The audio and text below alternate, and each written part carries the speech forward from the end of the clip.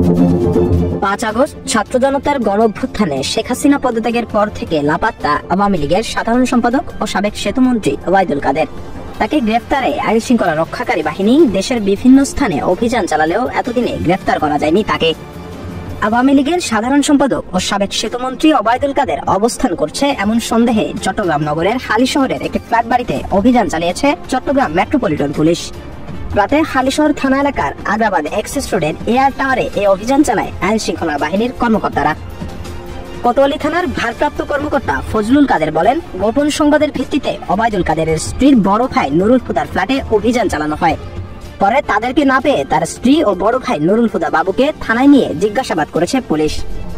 এক পর্যায়ে ওবায়দুল কাদেরের হদিশ মিললে সেখান থেকে আটক করা হয় তাকে। তবে এলাকায় নুরুল হুদার একচেটিয়া দাপটে এবং দলকর্মীর আক্রমণের এক পর্যায়ে ওবায়দুল কাদেরকে নিয়ে সীমান্তের দিকে চলে যায় দুর্বৃত্তরা।